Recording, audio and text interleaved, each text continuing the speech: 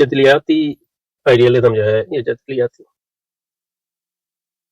اہمیت یا جدلیاتی تصوریت جو ہے وہ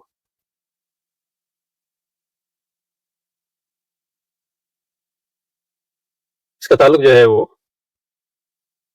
ہیگل کی آئیڈیالزم سے، گو کہ آپ کو پتا ہے کہ یونانیوں سے آیا ڈائلیکٹیکل کا تصور، پلیٹو یا افلاطون جو ہے اس کے یہاں بھی ایک ڈائلیکٹیکل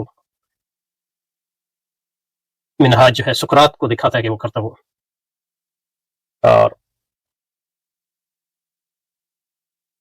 اور مثلا یہ کہ ارسطو کہتا ہے کہ وہ یہ جو ڈائلیکٹک کا تصور جو ہے وہ زینو کے یہاں سے آیا، جو پارمینیڈیز کا شاگرد تھا یا ڈسائپل تھا، ڈائریکٹ شاگرد تھا یا نہیں تھا یہ مجھے نہیں پتا، یہ نہیں یاد نہیں ہے، لیکن یہ کہ اس کا ڈسائپل تھا، اس کا مرید تھا ایک معنی، افلاطون بھی پارمینیڈیز کا مرید تھا عنوان، اس لیے دونوں کے یہاں یہ ڈائلیکٹک کا تصور پایا جاتا ہے، جس کو عربی میں جدل کہتے ہیں، اور ہمارے علم جدل ہے، علم جدل کئی قسم کے علم جدل فقہی ہے، فقہی اور علم جدل عقدی ہے، جو کلام سے مختلف ہے، کہ آج کل لوگوں نے کلام کو علم جدل ہی بنا دیا، وہ بھی مسلمانوں کے درمیان جدل۔ بہرحال تو جو ڈائلیکٹک ہے اس میں تو افلاطون کا بھی ایک تصور ہے ڈائلیکٹک کا، اور اس سے ہیگل جو ہے بہت متاثر ہوا تھا، خاص طور پہ جو اس کا مکالمہ ہے پارمینیڈیز، جس کا نام پارمینیڈیز ہے، مکالمے کا،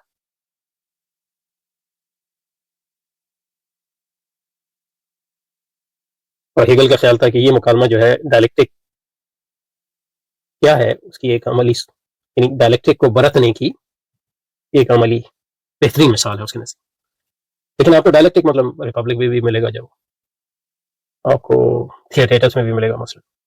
تو سقراط پوچھتے لوگوں سے کہ عدل کیا ہے، مثلا ریپبلک میں کہتا ہے عدل کی تعریف کا، اور پھر وہ عدل کی تعریف میں جو ہے وہ تضادات دکھاتا ہے، ان کی تعریف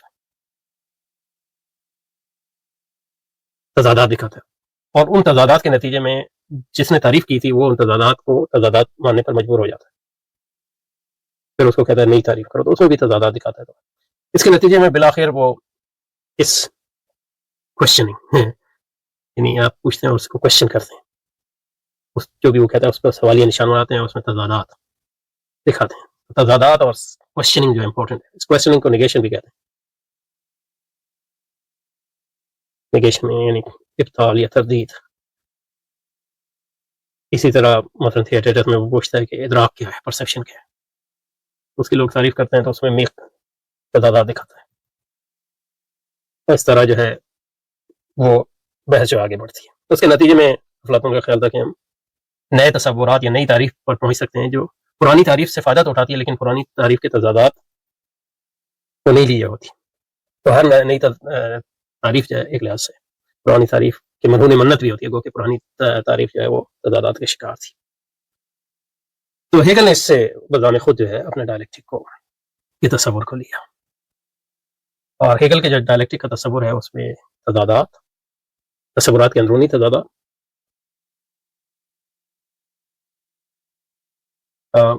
اور نیگیشن، یعنی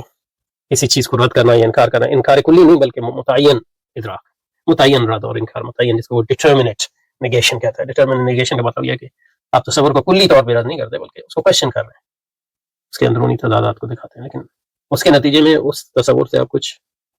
ایک نئی چیز بھی تک پہنچنے کی کوشش کرتے ہیں جس میں وہ تضادات نہیں ہوتے۔ تو تضادات ہیگل کے نزدیک ایک انجن ہے جس کے نتیجے میں ہم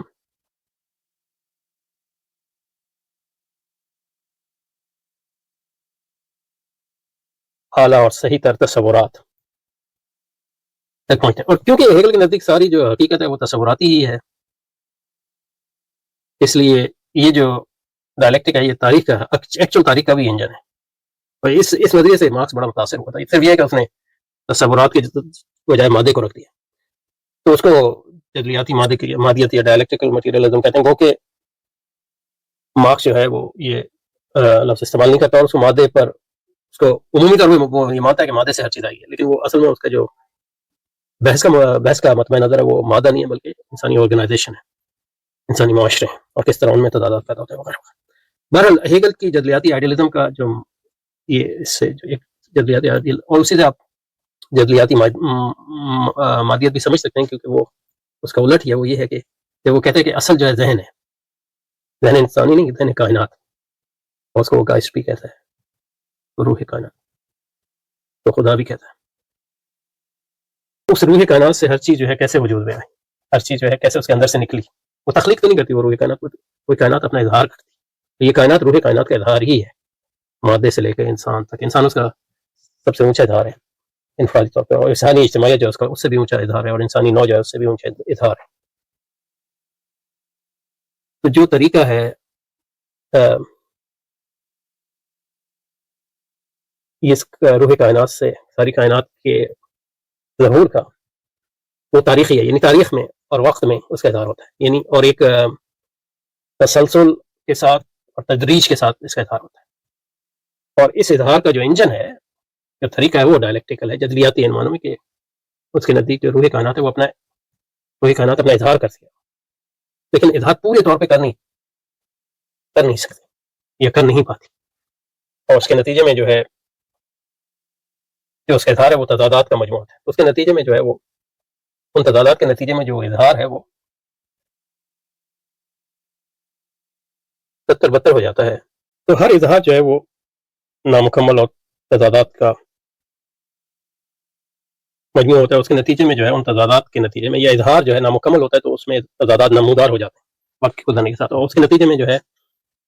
جو وہ روح کائنات ہے یا ذہن کائنات ہے، ذہن کائنات سے زیادہ بہتر لفظ ہے، یا عقل کائنات ہے یا عقل کل ہے، وہ اپنا اظہار دوسری صورت میں کرتی ہے، لیکن وہ اظہار جو ہے پہلی صورت سے سیکھتا بھی ہے اور اسی کے اندر سے نکلتا ہے ایک لحاظ سے۔ اس نئے اظہار جو ہے زیادہ مکمل ہوتا ہے، تو اس میں وہ تضادات نہیں ہوتے جو پچھلے اظہار میں تھے، اس لحاظ سے زیادہ مکمل، لیکن یہ کہ مکمل نہیں ہوتا، اس لیے اس میں بھی تضادات ابھرتے ہیں، یوں جو ہے تاریخ چلتی ہے، اور یہ ہر سطح پہ ہوتا ہے، یہ فطرت کی سطح پہ بھی ہوتا ہے۔ وہ کہ مارکس اور ہیگل دونوں فطرت میں جو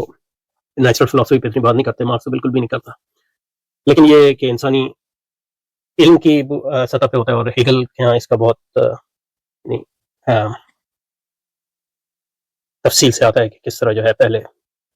اب یہ سیکوینس تو یہ نہیں ہے، لیکن مطلب اس میں کیسے، مطلب یہ کہ آرٹ جو ہے علم کا ایک اظہار تھا، اس کے بعد مذہب جو ہے اس کا ایک اظہار تھا، پھر اس میں تضادات ہے، اور فلسفہ جو ہے اس کا سب سے اونچا اظہار ہے۔ اسی طرح انسانی آرگنائزیشن پہلے جو ہے خاندان تھا، پھر جو ہے سوسائٹی بنی، مطلب سوسائٹی، پھر سول سوسائٹی آئی، اور ریاست اور مارکیٹ وغیرہ، اور ریاست، جدید ریاست کس طرح جو ہے تمام پوری، تو ہر سسٹم میں یعنی خاندان میں تضاد تھا، مارکیٹ میں تضاد تھا، وہ ایک نئے، اب ریاست جو ہے وہ ایک اعلیٰ ترین اس کی شکل ہے جس میں وہ ساری چیزیں سموئی ہوئی ہیں اپنی برتر صورت۔ تو اس لحاظ سے وہ کہتا ہے کہ یہ ان تضادات کے نتیجے میں تاریخ ڈیولپ ہوتی ہے، کیونکہ چینج جو ہے وہ تغیر جو ہے اسی کا نام تاریخ ہے، اور یہ تغیر جو ہے یہ پروگریسو ہے، یعنی اپنا ہر آنے والی سطح جو ہے اس پہ اظہار جو ہے مکمل ہے، وہ کہ یہ ان میں ساری باتیں جو ہیں وہ تعبیر اور تعویل اس میں مختلف بھی ہو سکتی ہیں لوگوں کی، لیکن اس میں بالآخر وہ وقت آئے گا کہ یہ اظہار جو ہے مکمل ہو جائے گا، اور جو روح کائنات ہے وہ اپنا مکمل اظہار کر پائے گی، اور جب وہ اظہار بالکل مکمل ہوگا تو اس کو پھر کوئی تغیر یا تاریخ کم از کم تاریخی تغیر جو ہے وہ نہیں رہے گا، تو اسی کو اینڈ آف ہسٹری کہتے ہیں۔ اس لیے مطلب فوکیاما بھی آپ اس کی کتاب پڑھیں تو اس میں ہیگل سے شروع کرنا ہے، وہ بھی ہیگل کا شاگرد ہے، صرف یہ ہے کہ وہ غیر مارکسی شاگرد ہے، کیونکہ ہمیشہ رائٹ ہیگیلین اور لیفٹ ہیگیلین رہے ہیں۔ اس سے آپ کو پتہ چلتا ہے کہ لبرلزم اور مارکسزم میں ایک گہرا تعلق ہے، دونوں ایک ہی تہذیب کے اظہارات ہیں۔ تو یہ عمومی ایک تصور ہے، اس پہ الگ سے انشاءاللہ تفصیلی بات بھی کریں گے۔ تو کہنے کا مقصد یہ ہے کہ جو جدل ہے اس کا مادیت سے جدل ہے، وہ میتھڈ ہے، منہاج بھی ہے اور طریقہ بھی ہے اور تاریخ کا انجن بھی ہے، اور بنیادی طور پہ اس کے پیچھے جو تصور ہے وہ یہ ہے کہ اگر آپ کہتے ہیں کہ ذہن کو اولیت ہے تو ذہن سے مادہ کیسے وجود میں آیا مسئلہ، تو یہ ہیگل یہ بتاتا ہے، اور یا مادیت ہے اس میں آپ کہیں گے مادہ اگر اول ہے تو اس سے ذہن کیسے وجود میں آیا، تو جو طریقہ ہے جس سے آپ اس کو ایکسپلین کرتے ہیں وہ جدلیاتی ہے، اور وہ ایکچوئل طریقہ بھی ہے، یعنی وہی جو ہے حقیقت میں اس طرح ہوا ہے، اور وہ حقیقت کی ایک تعبیر ہے، لیکن ہر آئیڈیالزم جو ہے وہ جدلیاتی نہیں ہے، مثلا باقلے کا آئیڈیالزم جدلیاتی نہیں ہے، افلاطون کا آئیڈیالزم جدلیاتی ہو بھی تو وہ ان معنوں میں نہیں ہے، اس میں تاریخی تغیر کا تصور نہیں ہے، ورنہ ہر مادیت جو ہے وہ جدلیاتی ہے۔ اچھا اتنا اس کے لیے کافی ہے، تو ٹیکسٹ پہ جاتے ہیں، اس کو ختم کرتے ہیں انشاءاللہ۔ لہذا عینیت کی کئی مذاہب اور کئی شکلیں ہیں،